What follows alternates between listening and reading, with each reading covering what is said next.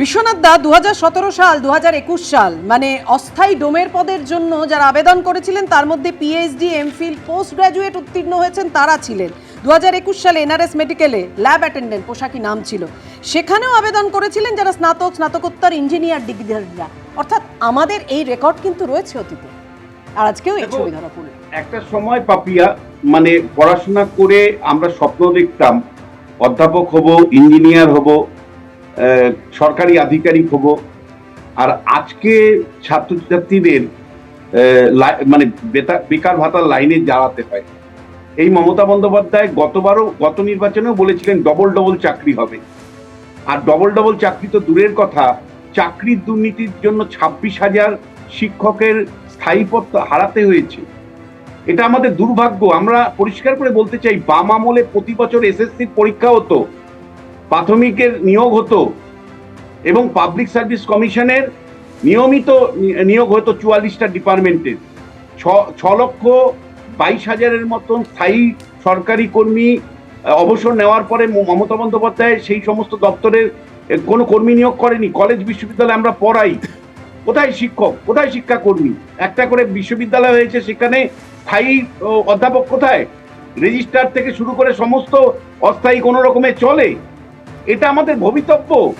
এবং আমি অবাক হয়ে যাচ্ছি যে এই লাইনগুলো দেখে তো শাসক দলের লজ্জা হওয়া উচিত ছিল।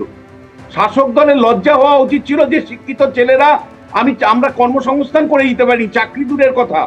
আজকে তার মানে ফার্স্ট ক্লাস পাওয়া ছাত্ররা লাইনে দাঁড়িয়ে তোমার গিয়ে ভাতা নিচ্ছে। এটা কতটা লজ্জাজনক, এটা আমার মনে হয় বোঝার মতন ক্ষমতা মমতা বন্দ্যোপাধ্যায় হারিয়ে ফেলেছেন 15 বছর শাসন করার পর।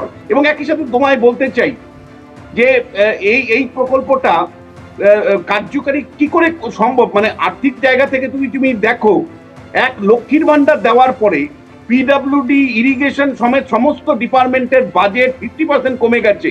পুরসভাগুলোতে ঠিক মতন টাকা নেই বলে পুরসভাগুলো রাস্তাঘাট বেহাল অবস্থা।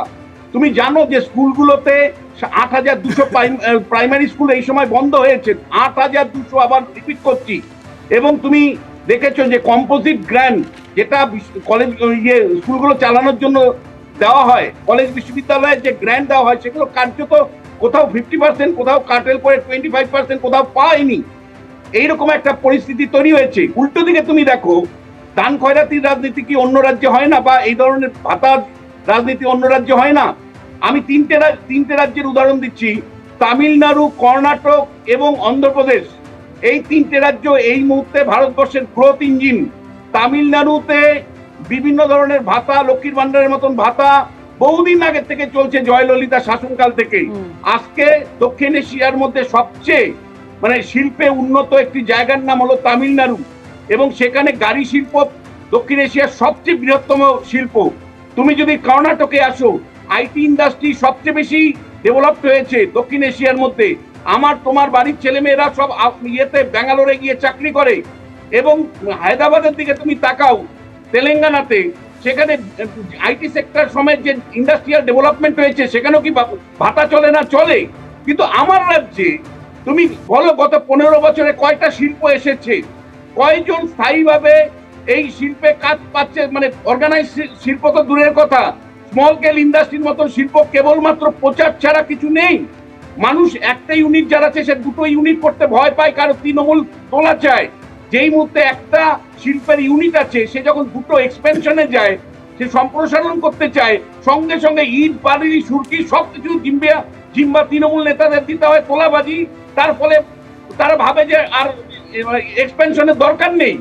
এই রকম একটা পরিস্থিতি কেবলমাত্র ভোটের রাজনীতি এবং দুর্বল বিরোধী দল, এই দুটোর কারণে তৃণমূল কংগ্রেস কিন্তু এই বেকারদের নিয়ে রাজনীতিটা খেলতে পারছে। এবিপি আনন্দ এগিয়ে থাকে, এগিয়ে রাখে।